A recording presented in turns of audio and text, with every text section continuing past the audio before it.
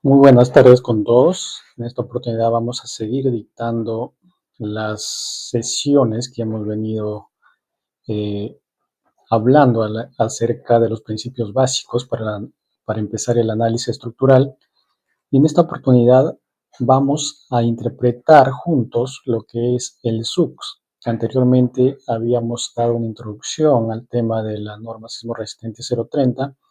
Ya hablábamos obviamente de la zona, del uso del proyecto que vas a dar, del coeficiente de amplificación sísmica y de los suelos que vas a necesitar. Pero en esta oportunidad ya no vamos a hacer esa introducción, vamos a desarrollar estas siglas que no son nada más sacadas de la normativa 030. Todas estas siglas han sido unidas y con ello se va a hallar un dato muy importante que vamos a necesitar obviamente para hacer un análisis estructural.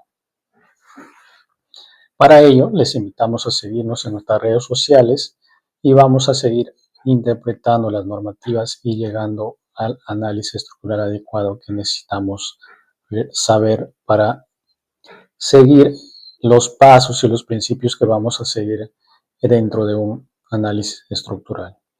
Un saludo cordial para todos ustedes. Les invito a que compartan, a aquellas personas que nos siguen también compartan. Ayúdanos a hacer el crecimiento de aquellas personas que están iniciándose en el ámbito estructural y también a todas las personas que son aficionados a este tema. Entonces vamos a seguir. Primeramente vamos a interpretar juntos lo que es estas siglas que nos da la normativa y obviamente vamos a hablar de lo que ya habíamos interpretado anteriormente en el video. Les invito a que sigan ese video anterior para que puedan seguir la congruencia de lo que vamos diciendo. Vamos a seguir. Primeramente, vamos a definir lo que es la zona. Y la zona no es más que la sigla Z que se ha definido en la normativa 030, pero antes de ello vamos a hacer una breve introducción acerca de esto. Acá en la pantalla estamos viendo, obviamente, el mapa sísmico del 2003 y el mapa sísmico del 2018. En el mapa sísmico 2003 vemos una gran diferencia que hay entre el mapa sísmico de 2003 y el 2018. Obviamente esto se basa en que en el 2003 solamente teníamos 3 zonas, o sea, no teníamos 4 zonas, ¿no?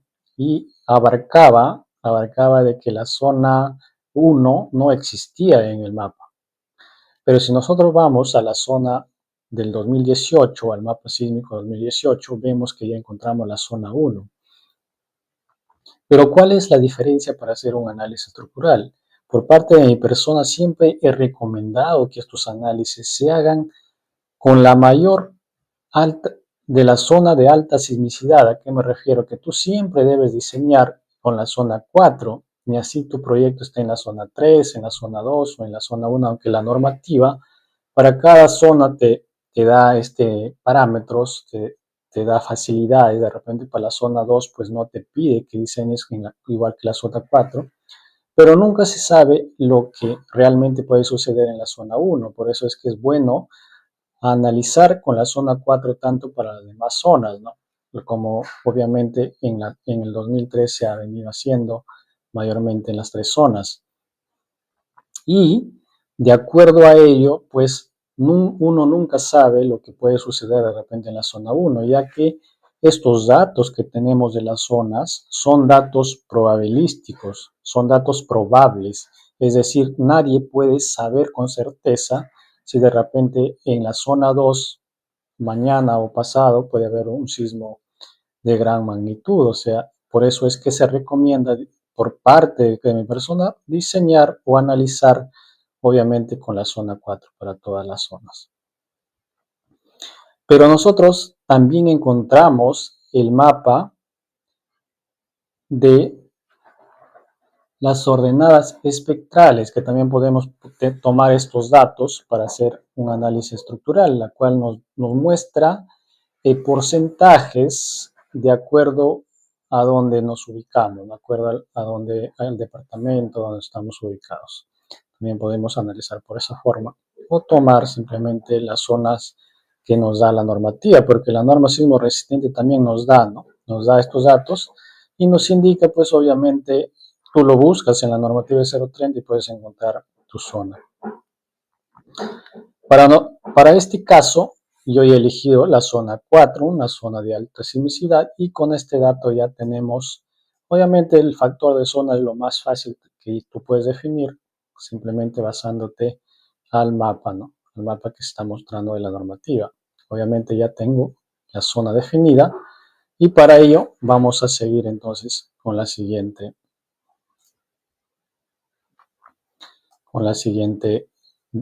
presentación. En esta presentación, obviamente, vamos a definir y vamos a necesitar definir el cálculo del periodo de vibración de la estructura. Y vamos a definir el coeficiente de amplificación sísmica, que no es más que está definido con la sigla C dentro de la normativa sismo resistente. Pero ¿qué necesitamos? Obviamente, para definir este coeficiente de amplificación sísmica que vamos a necesitar al final? Necesitamos saber, obviamente, de cómo está constituida nuestra edificación, nuestro proyecto que vamos a diseñar o vamos a ejecutar o vamos a analizar dentro del programa. Y para ello, por ejemplo, el cálculo del periodo de vibración de la estructura está definido por la sigla T, y esta sigla T tiene unas expresiones que está dado en forma de división, la cual T, o sea, el cálculo del periodo de vibración de la estructura va a ser igual a la altura neta de la edificación, es decir, esta altura, siempre tomando de la cimentación, obviamente, esta altura, dividido entre el periodo fundamental de vibración. Este periodo fundamental de vibración ya nos da la normativa, y nos da la normativa de acuerdo al tipo de edificación que estás haciendo, de acuerdo a los materiales que estás haciendo, obviamente. En este caso, por ejemplo, tenemos un periodo fundamental de vibración de C sub T de 35, de C sub T de 45 y de 60. Veamos, obviamente, y analicemos para el periodo fundamental de 35, la cual nos indica que para edificios de cuyos elementos de resistencia en direcciones, como pórticos de concreto armado, en el C sub T45 nos indica de pórticos de concreto armado también en cajas, en ascensores, escaleras, obviamente podemos hablar si tu diseño está considerado este tipo de estructuras. Y en la C sub T60 consideramos para edificios de albañilería y para otros edificios, obviamente. Vamos a considerar, en mi caso, vamos a considerar este 60, que obviamente están constituidos por muros y también por concreto armado duales, la cual ya habíamos hablado anteriormente también a qué se refería con concreto armado duales y muros estructurales dentro de la utilidad limitada. Te invito a que veas el video anterior obviamente, para que puedas obviamente seguir lo que estamos diciendo. Una vez que ya definiste el periodo fundamental de vibración, obviamente ya tienes la altura neta dividido entre el periodo fundamental de vibración. En este caso yo ya he tomado datos, pero estos datos es para que obviamente ustedes se guíen de lo que venimos haciendo. Obviamente es ello. Pero es por ello que este dato que yo he puesto acá es un resultado para que ustedes se guíen a base ya de los datos que ustedes tienen. Lo que deben hacer es dividir la altura neta de la edificación dividido entre el coeficiente que van a tener, ¿no? En este caso, por ejemplo, si yo tengo acá, supongamos, unos 20 metros, lo voy a dividir entre los 60. Eso sería lo que tendrían que hacer. En este caso yo tengo un resultado ya de t de 0.55, es decir, ya tengo un resultado del periodo de vibración, y este resultado que yo tengo me va a servir más adelante para determinar obviamente el cálculo del periodo de vibración del suelo, que es de T sub P. Y este cuadrito que vemos acá es muy necesario saber. ¿Por qué? Porque estos de acá, obviamente la normativa te indica que se debe hacer un estudio de mecánica de suelos para determinar, pero cuando ya son, por parte de mi persona, cuando son edificaciones ya mayores, de gran altura, obviamente lo que tenemos que hacer es hacer estudios geofísicos para determinar cortantes del suelo, como vengo mencionando anteriormente, ¿no? Entonces, veamos. Para determinar el cálculo del periodo de vibración del suelo necesitamos, uno, la capacidad admisible de resistencia del suelo que vamos a necesitar, obviamente, para determinar el cálculo del periodo de vibración. En este caso yo tengo que mi suelo va a resistir 1.5 kilogramos por centímetro cuadrado, y dentro de este cuadro voy a determinar en qué tipo de suelo se encuentra, de acuerdo a la capacidad admisible de mi estudio de mecánica de suelos. Entonces, una vez que ya tengo el estudio de mecánica de suelos, ya me dio el laboratorio, voy a definir si tengo roca dura, si tengo rígido, si tengo intermedio o flexible. Veamos. Si yo tengo 1.5, ¿está dentro de roca dura? No, porque me dice que debe ser mayor a 6. ¿Está dentro de rígido? Me dice que debe estar entre 3 y 6. Es decir, debe ser menor que 3 y 6, la cual no puedo hacerlo. Debe ser intermedio o debe ser flexible. En este caso, mi suelo va a estar dentro de un suelo intermedio, porque estoy dentro del 1.2 y el 3, es decir, está dentro del 1.5, ¿no? Entonces tengo un suelo S2. Sigamos. Una vez que ya definí, una vez que ya he definido el tipo de suelo, si es un suelo S2, me voy a ir obviamente a definir el T sub P. Y para definir el T sub P no es más que hacer obviamente el cruce. Si yo ya tengo el T, el suelo, que es un S2, entonces mi T sub P va a estar entre los 0.6 y el T sub L va a estar entre los 2 segundos. Definido estos cuatro resultados que yo ya tengo, voy a poder definir lo que necesito, que es la sigla C, que obviamente voy a aplicar a la forma de subs al final. Entonces, para ello vamos analizando lo que vamos a necesitar para definir esto. Entonces, el coeficiente de amplificación sísmica me da parámetros donde yo puedo determinar mi coeficiente. ¿Qué me está diciendo? Que si el cálculo del periodo de vibración de la estructura es menor a T sub P, entonces voy a considerar este coeficiente para mi cálculo. Entonces, ¿estamos dentro de ello? Vamos a verificarlo obviamente acá. Mi cálculo del periodo de vibración es de 0.55. ¿Es menor a T sub P? Sí, entonces estamos bien, podemos trabajar con esto, pero no vamos a quedar ahí. Vamos a verificar el otro parámetro. Si T sub P es menor a T, la cual no lo es, y T es menor a T sub L, la cual tampoco lo es, no podemos trabajar con esto de acá. Veamos con el siguiente.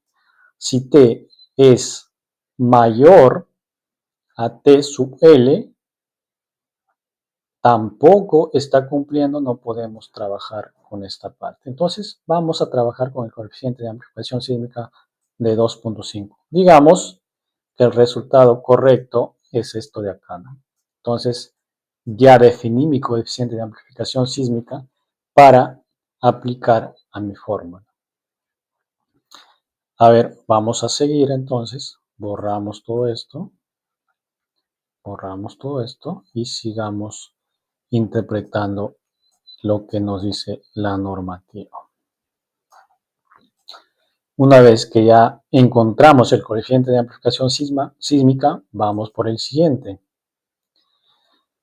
En el siguiente vamos a definir el cálculo del factor de uso, que es algo simple de definir esto, es lo más rápido que puedes hacer.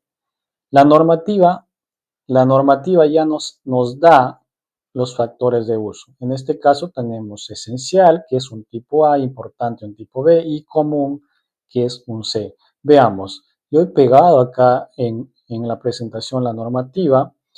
En esencial tenemos el tipo A.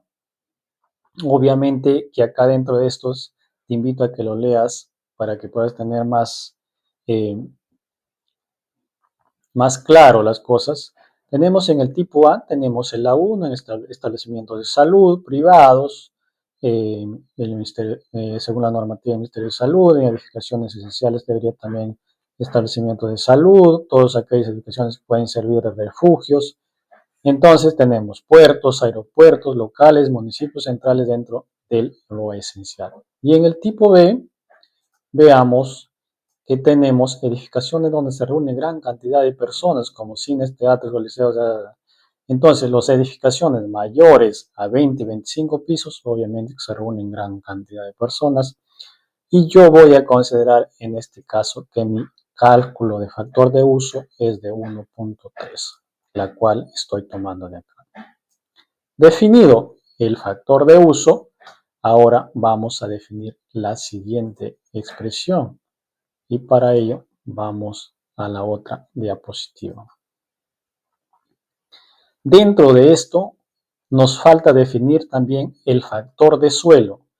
El factor de suelo ya no es más que agrupar los resultados que habíamos visto anteriormente para poder definirlo. ¿Qué vamos a hacer acá? Vamos a borrar al toque esto. Una vez que ya definimos la zona, vamos a definir el factor de suelo. Si yo me encuentro en la zona 4 y mi suelo es de un factor de suelo S2, obviamente mi resultado va a ser esto, ¿no? Mi suelo va a ser de 1.05. Este suelo ya está definido, obviamente. Es lo más fácil que puedes hacer también para poder definir. Una vez que ya definiste el suelo, y ya tienes para poder hacer el cálculo respectivo. Y veamos qué nos presenta al último. ¿Qué nos presenta al último? Veamos.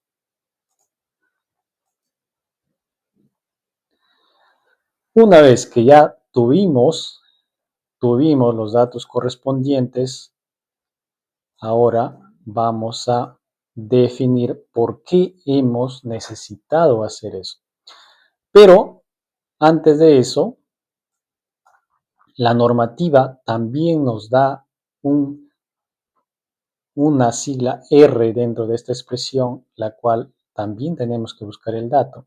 Y la sigla R, esta expresión R no es más fácil que definirlo de acá de esta tabla también que nos da la normativa, ¿no? En este caso yo, por ejemplo, he definido que es un factor R de reducción 6, porque mi edificación estará compuesta de muros estructurales. Si tú estás trabajando, por ejemplo, con acero, puedes escoger estos factores que también lo vas a necesitar. Una vez que ya definimos el factor de zona, el uso, el coeficiente y el suelo, y el coeficiente básico de reducción, ya podemos hacer el cálculo correspondiente. ¿Y qué vamos a encontrar haciendo este cálculo correspondiente? Vamos a definir la fuerza de la cortante en la base, la fuerza de la cortante basal. No sé si has escuchado esa frase. Y la fuerza de la cortante basal no es más que se encuentra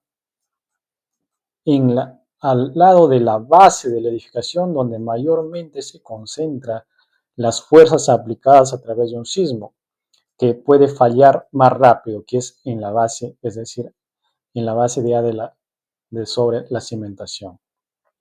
Es por ello que cuando, por ejemplo, se hacen a veces estaciones dentro de los sótanos, se tiene que analizar con mayor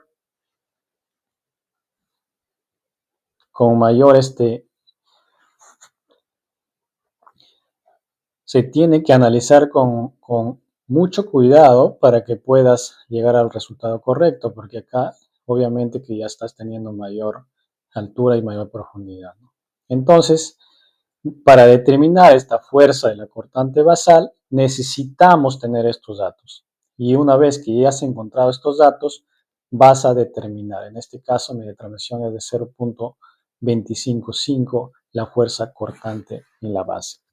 Pero esto está afectado también por un valor P, por un factor P, que el factor P no es más que el peso total de la edificación, la cual lo puedes sacar del análisis que has modelado en el ETABS, si has modelado en otro tipo de programa. Entonces, una vez que ya tuviste el peso, aplicas la fórmula y vas a definir la fuerza de la cortante basal. Esa fuerza que has definido acá, lo vas a aplicar al programa, obviamente al análisis, para que puedas ver si tu redimensionamiento, si las estructuras que has puesto puede resistir a las fuerzas sísmicas que hoy en día hay en nuestro país. Entonces, definido son estos factores de sub, obviamente ya tenemos claro para poder seguir nuestras sesiones. Pero antes de ello, vamos a hacer un breve repaso de lo que hemos entendido. Vamos a borrar esto, vamos a borrar esto y vamos a hacer un breve repaso. Vamos a ir al inicio. Ya, la interpretación juntos del SUX que habíamos dicho, vamos a interpretar primeramente qué hacíamos, definíamos el factor de zona y teníamos el factor de zona definido que estaba en la zona 4, que era el 0.45, que equivale al 45% de la aceleración de la gravedad. Después de eso, determinamos el cálculo del periodo de vibración de la estructura, que no es más que la división de la altura neta de la estructura dividido entre el periodo fundamental de vibración. Después de ello, determinamos el cálculo del periodo de vibración del suelo de T sub P, que no es más que va regido a la resistencia de la capacidad admisible del suelo, que no es más que debes sacar y comparar dentro de los suelos que nos da la normativa. Después de ello, vas a tener que definir el T sub P y el T sub L, que no es más que puedes definir de la tabla número 4 de acuerdo al tipo del perfil de suelo que has definido anteriormente. Una vez que tienes ello, te vas al coeficiente de amplificación sísmica, verificas si cumples en cuál de los tres parámetros cumple tu diseño y escoges el coeficiente de amplificación sísmica. Una vez que ya definiste el coeficiente de amplificación sísmica, defines el cálculo de factor de uso, que no es más que verificar qué tipo de uso va a tener tu estructura al momento que estás analizando y diseñando. Después de ello, vas a definir el cálculo de factor del suelo, que no es más que has definido ya anteriormente en qué zona sísmica se encuentra tu proyecto, y dentro de ello vas a hacer el cruce tanto de la zona y el tipo de suelo, que te va a dar obviamente el cálculo del factor del suelo que vas a definir.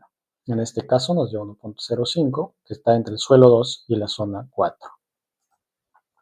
Una vez que ya definiste ello, Vas a definir también el sistema, el cálculo de coeficiente de reducción, que no es más que qué tipo de estructura estás haciendo, si estás haciendo de acero, si estás haciendo de concreto, si es pórtico, dual o de muros estructurales. En este caso definimos que era de muros estructurales.